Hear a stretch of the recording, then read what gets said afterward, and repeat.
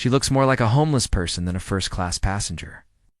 The mocking laughter echoed from across the aisle as Anna Miller pulled her hoodie over her head, dozing off in seat 1C. To the passengers, she was nothing but a pale, ordinary shadow. But wait, what if the person you judged was hiding a secret that could save your life? Stay with us on Thread Tales to find out. Hours later, when the intercom blared, "Is there a pilot on board?" Panic seized the cabin. No one stood up. Anna opened her eyes, rose from her seat, and with a single sentence, "I flew F-18s. Take me to the cockpit," she froze the entire cabin before revealing the chilling truth: Night Viper 12. The pilot, long declared dead, was alive on this flight. Hold on, what happens when a ghost from the past takes control of a doomed flight? Keep watching Thread Tales to uncover the jaw-dropping twist. The plane was an international flight, red-eye slicing through the night at 36,000 feet, bound for New York from London. The business-class cabin buzzed with quiet wealth. Men in tailored suits tapping laptops, women in silk scarves scrolling. Phones, a politician in the back sipping bourbon like it was his job. Anna sat by the window, her faded jeans tucked under her, her sneakers scuffed and worn, the laces frayed at the ends. Her gray hoodie, threadbare at the cuffs, hung loose over her slight frame. No makeup touched her face, and her dark hair was pulled back in a messy bun, a few strands slipping free. Cheap earbuds dangled from her neck, the kind you'd grab from a gas station for a couple bucks. She looked like she'd wandered into the wrong cabin, and the passengers noticed. Their glances were sharp, cutting, like her presence was a personal insult to their carefully curated world.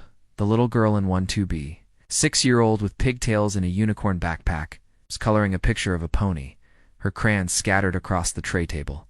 Her mother, Ellen, with a sleek bob and a pearl necklace that screamed old money, kept a tight smile as she watched her daughter, Lily. When Lily's water cup tipped over, splashing Anna's sleeve, Ellen gasped. "Oh, honey, be careful," she said, grabbing a napkin and dabbing at Anna's hoodie. Her apology was quick, almost too quick, and her eyes flicked over Anna's clothes, her lips pursing slightly. Across the aisle, a businessman in a pinstripe suit, Richard Holt, leaned toward his colleague. "A younger guy with a Rolex. She looks more homeless than first class," Richard said, his voice low but carrying through the cabin. His colleague, Derek, chuckled, adjusting his tie. "Probably used points. No way she's a paying customer." Anna didn't move, just pulled her damp sleeve closer, her fingers brushing the worn fabric, and leaned toward the window. Her eyes were half closed, her breathing steady, like the laughter hadn't touched her. But her hand rested on her small backpack tucked under the seat, and for a moment her fingers tightened on the strap, a flicker of tension in her grip. The flight attendant, Josh, a young guy with a crisp uniform and a practiced smile, passed by, his eyes catching on Anna's earbuds. His eyebrow twitched.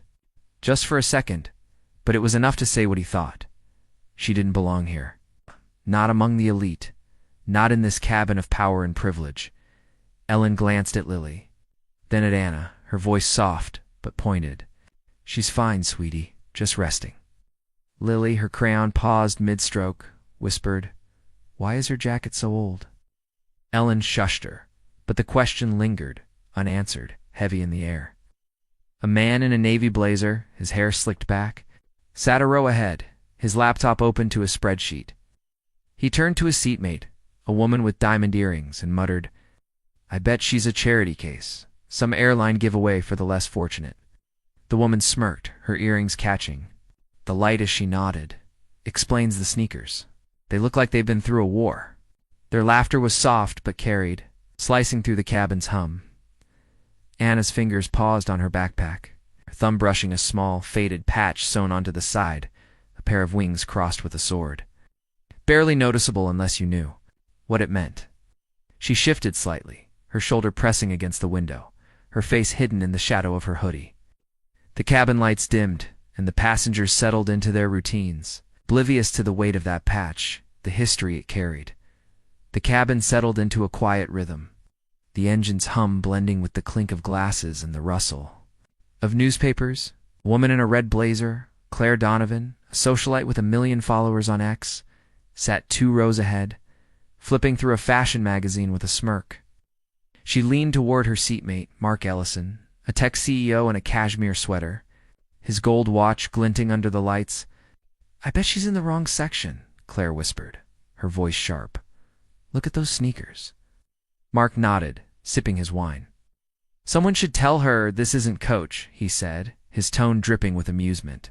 A few other passengers overheard, their heads turning to glance at Anna, their smiles thin and cruel. Anna stayed still, her hoodie pulled tight, her eyes fixed on the dark window, the reflection of the cabin flickering across her face. To them, she was nothing, a shadow, a nobody, someone who didn't know her place. Lily kept stealing glances at Anna, her small hands clutching her coloring book. She leaned close to Ellen, whispering, "She's nice, Mommy. She didn't get mad about the water."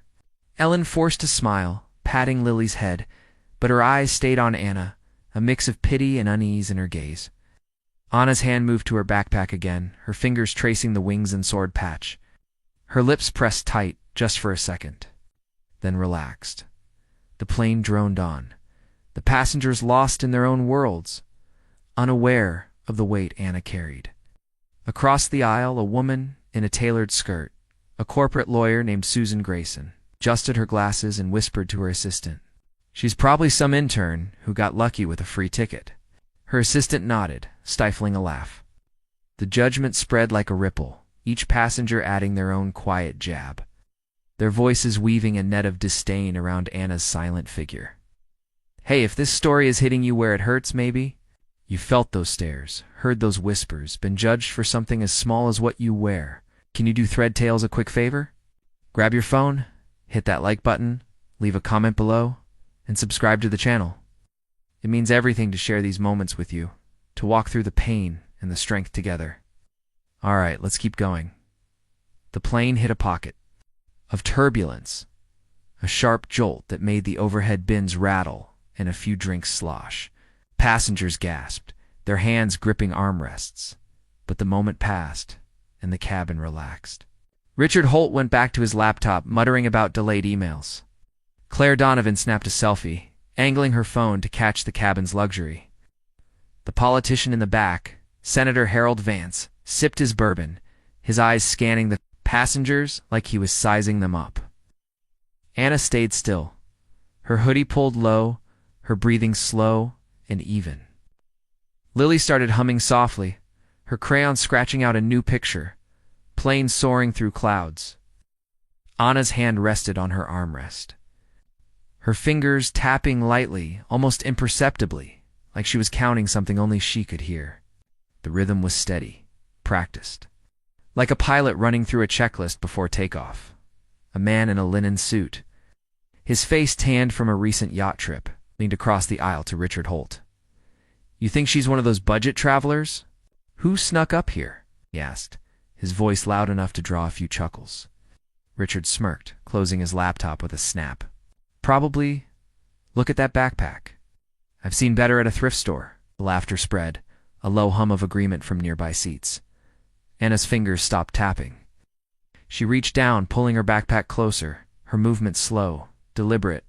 A small keychain dangled from the zipper, a tiny metal jet, no bigger than a quarter, glinting faintly under the cabin lights. She tucked it out of sight, her face still hidden by her hoodie, but her shoulders stiffened, just enough to notice. The man in the linen suit didn't see it. He was already back to his phone, scrolling through photos of his vacation, oblivious to the weight of his words. The plane's hum grew louder for a moment, the engine straining slightly, then settling. Back. A woman in a silk scarf, her perfume heavy in the air, turned to her husband, a banker with a pocket square. "I don't get why they let people like her in business class," she said, her voice sharp enough to cut glass.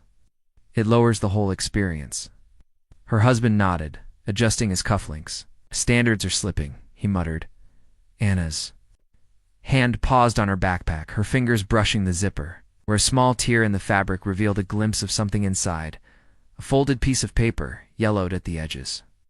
She zipped it closed, her movements precise, and leaned her head back, her eyes fixed on the window. The cabin lights cast her reflection, her face calm but her jaw tight, like she was holding something back. The passengers didn't notice. Their voices a steady hum of judgment, each word piling onto the weight Anna carried in silence. Then the intercom crackled, sharp and urgent. "Attention, this is your captain. You require immediate medical or piloting assistance. Is there a pilot on board?" The words cut through the cabin like a blade. For a moment no one moved. Then chaos erupted. People twisted in their seats, their voices rising in a frantic hum. Richard Holt slammed his laptop shut, his face pale. "What the hell does that mean?" he muttered. Claire Donovan dropped her phone, her hand trembling. "This isn't happening," she whispered. Senator Vance set his glass down, his jaw tight, but he didn't move. Ellen pulled Lily close, her voice shaking. "It's okay, honey. It's okay." But her eyes were wide, darting around the cabin. Josh rushed down the aisle, his face drained of color. "Is there a doctor or a pilot here?" he shouted, his voice cracking with panic. "Anyone, please?" No one stood. The air felt thick, the cabin shrinking under the weight of fear. Anna stirred in 12C. Her eyes opened, slow and steady, like she'd been waiting for this. She sat up, pulling her hoodie down, her movements calm, deliberate. She reached for her backpack, unzipping. It too pulled out a small, folded piece of paper. She tucked it into her pocket, her fingers brushing the wings and sword patch. Then she stood, her sneakers quiet on the carpeted aisle. Richard Holt caught sight of her and scoffed. "Don't tell me she thinks she can help," he said, his voice loud enough to carry. Claire Donovan let out a sharp laugh, her lipstick smudged from nervous biting. "That girl, she probably can't even drive a car." Mark Ellison leaned forward, his watch glinting. "Don't make things worse, sweetheart," he said, his tone thick with condescension.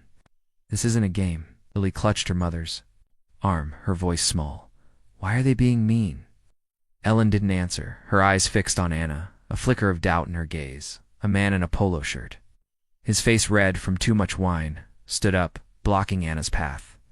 "Sit down, kid," he said, his voice slurring slightly. "You're going to make this worse for everyone." The passengers around him nodded, their murmurs growing louder, a chorus of disbelief and scorn. Anna stopped, her eyes meeting his. For a brief moment, she didn't speak, but her gaze was steady, unyielding, like she was looking through him.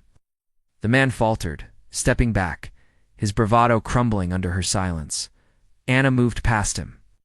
Her steps measured, her backpack slung.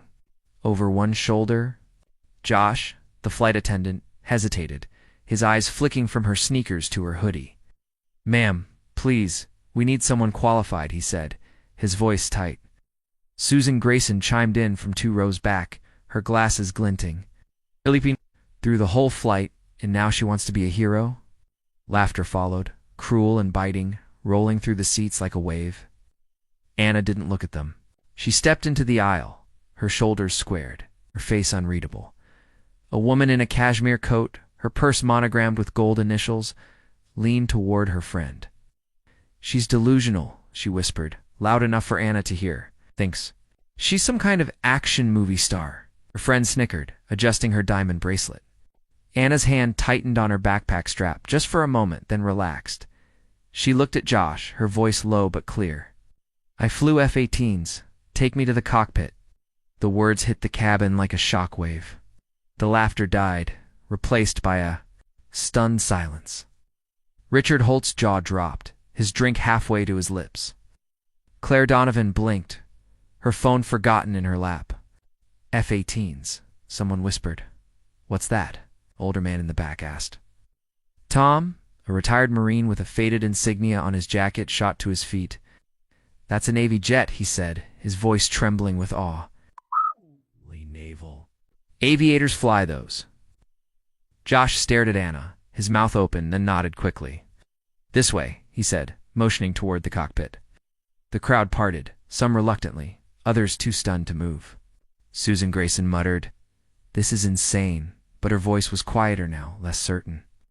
Anna walked past them, her steps steady, her backpack slung over one shoulder. Woman in a tailored blazer, her hair pulled back tight, whispered to her seatmate, "She's lying.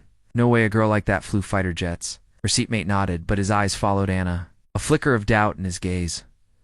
Anna's sneakers moved silently down the aisle, but her presence seemed to fill the cabin.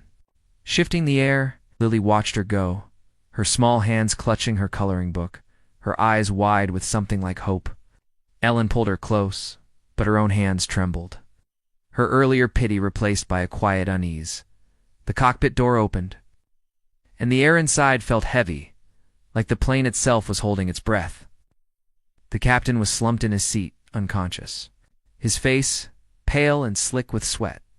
The co-pilot, Ryan, a young guy with a buzzcat, gripped the controls, his knuckles white. He glanced at Anna and frowned. "You? A civilian woman?" His voice was sharp, almost accusing. Outside, passengers pressed close to the door, their voices leaking through. "Don't put our lives in her hands," Susan Grayson shouted, her tone high with panic. "If she messes up, we all die." Ryan's eyes flicked to Anna's hoodie, her sneakers, then back to the controls. "You sure you know what you're doing?" he asked, his voice softer, but still skeptical. Anna didn't answer. She slid into the captain's seat, her hands moving over the controls with a quiet confidence that made Ryan pause. Her fingers brushed a small worn ring on her left hand, barely noticeable. But her thumb lingered there for a moment, like it anchored her. A memory flickered, sharp and vivid, a dusty airbase. The sun beating down, the roar of jets overhead. Anna, younger, her hair pulled back tight, stood in front of an F-18, her call sign stitched on her flight suit.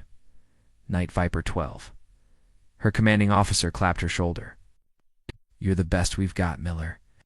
She had nodded, her eyes on the jet, her heart steady. Then the mission, the explosion, the report that said she didn't make it. She'd walked away from that life, from the medals, from the name now. In the cockpit, her hands moved like they had never left. The plane steadied, the horizon leveling out. Ryan stared, his mouth half open, like he was seeing her for the first time. Outside, the passengers' shouts grew quieter, but the tension remained, a heavy weight pressing against the cockpit door. The plane lurched, a sudden dip that sent a tray clattering in the galley. The passengers screamed, their voices a chaotic roar. Anna's eyes stayed fixed on the instruments, her fingers steady as she adjusted the yoke. Ryan watched her, his doubt starting to crack. She reached for the radio, her voice calm, like she was ordering coffee. "This is Night Viper 12, requesting clearance." The words hit the air traffic control tower like a bomb. There was a long pause. Then a voice crackled back, frantic. "Night Viper 12. Possible. You were declared KIA 5 years ago." Ryan's head snapped toward her, his eyes wide.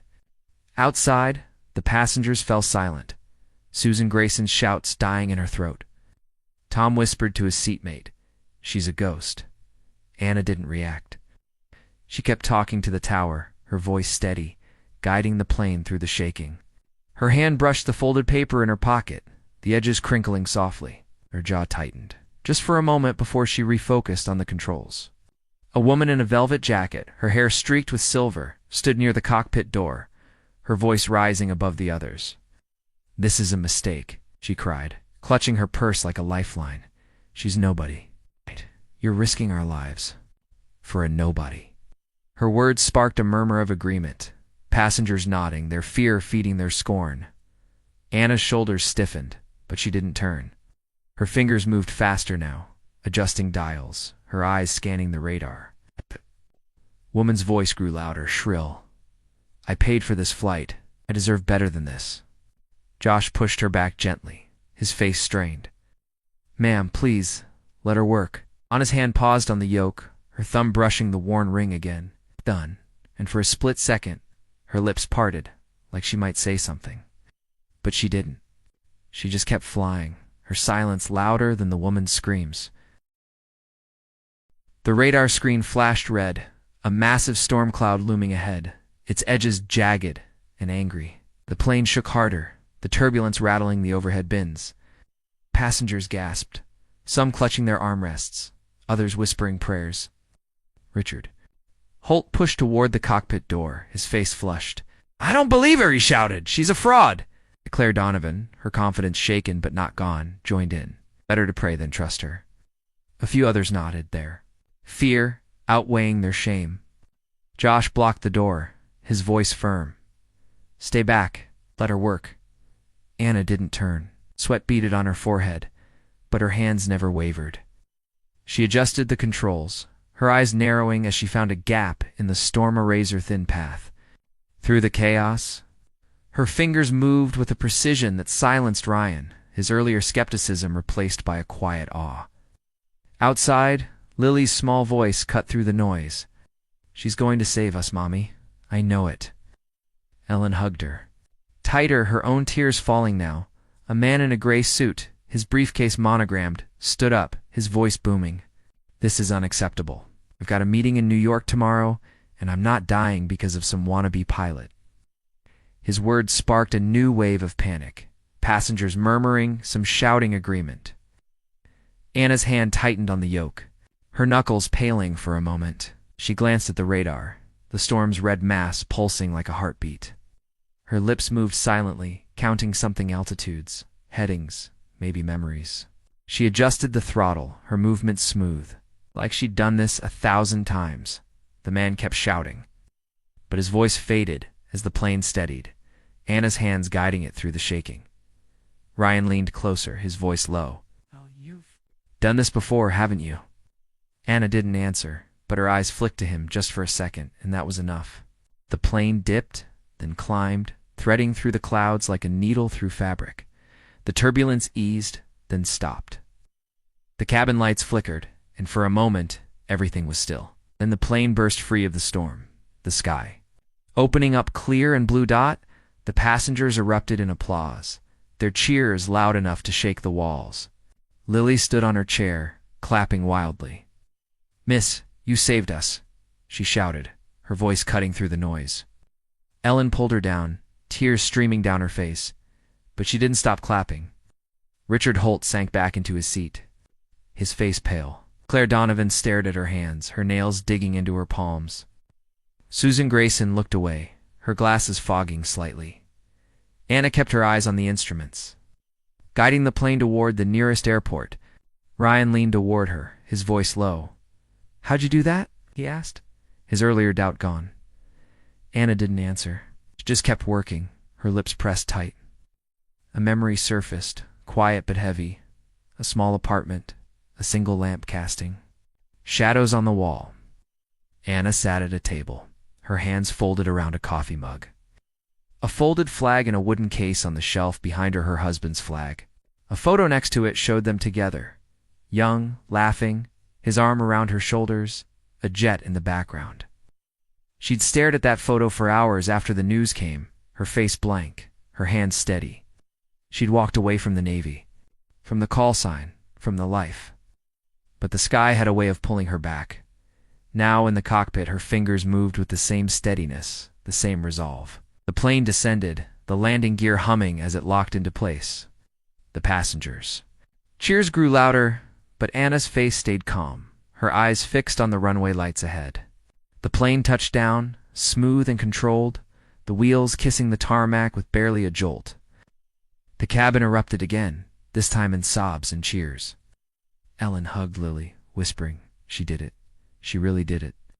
Anna unbuckled her seat. Belt stood and slung her backpack over her shoulder, her face as calm as it had been and one to see. Josh opened the cockpit door, his hands shaking slightly, and stepped aside. The passengers watched her emerge, their applause faltering as they saw her still in that faded hoodie, those scuffed sneakers. A man in a tweed jacket, his glasses perched on his nose, whispered to his wife, "She doesn't even look proud." "Who is she?"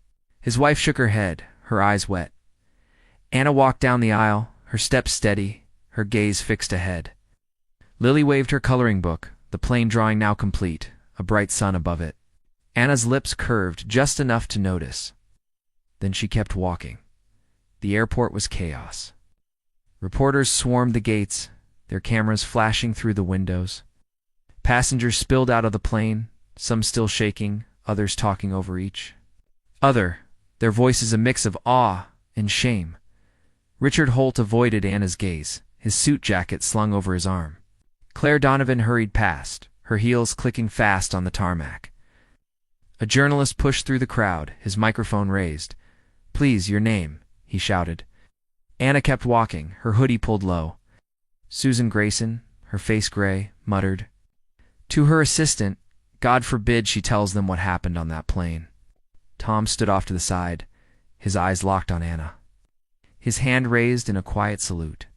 A young woman in a denim jacket, college student who'd been silent the whole flight, stepped forward, her voice trembling. "Thank you," she said loud. Enough for the crowd to hear. Anna paused. Just for a second, her eyes meeting the woman's, then nodded and kept moving. A man in a black coat, his face lined with years of corporate deals, stood near the gate, his phone pressed to his ear. "No, I'm not exaggerating," he said, his voice low but urgent. "She flew the damn plane and we all treated her like garbage."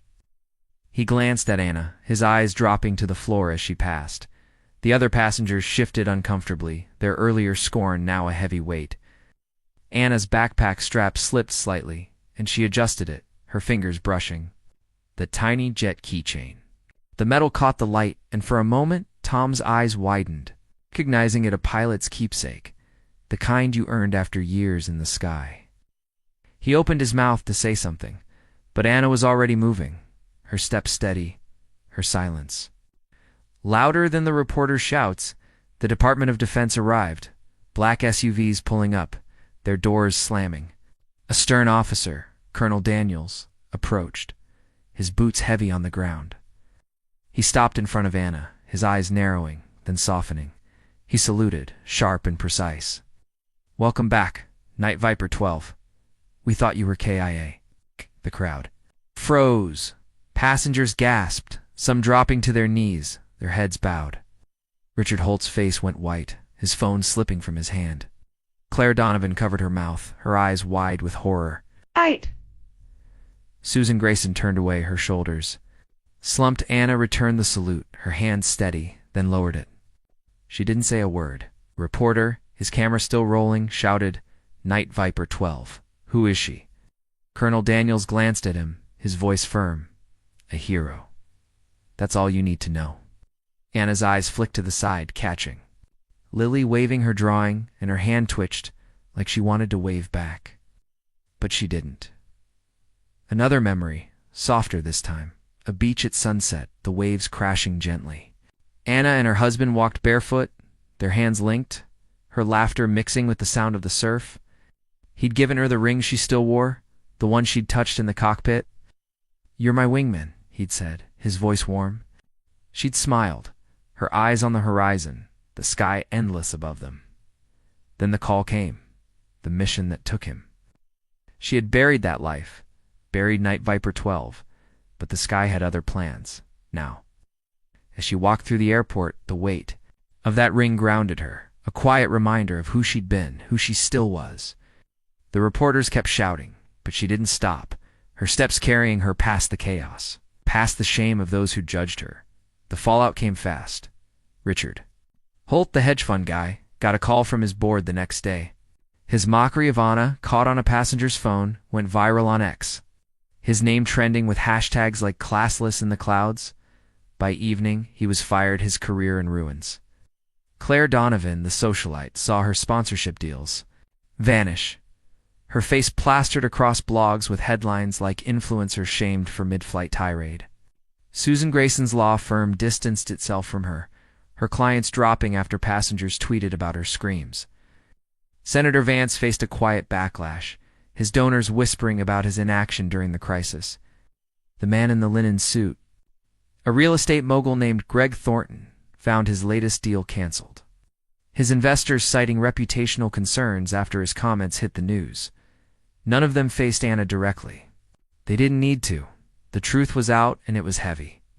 Anna walked away from the airport, her backpack slung over one shoulder, her hoodie still pulled low. The reporters shouted questions, but she didn't stop. Tom watched her go, his eyes wet, his hands still raised in that salute. Lily and Ellen stood by the gate, Lily waving her empty hands, her drawing gone. Anna glanced back just once, her eyes catching the crowd, the cameras, the chaos. Her lips didn't move, but her gaze was enough a quiet acknowledgement of the weight she'd carried, the storm she'd flown through. Colonel Daniels followed her for a few steps, then stopped like he knew she didn't want company. The crowd parted, their whispers fading as she moved through them. A ghost reborn, her call sign echoing in their minds. Where are you watching from? Leave a comment below and hit follow to walk with Thread Tales through heartbreak, betrayal, and finally healing.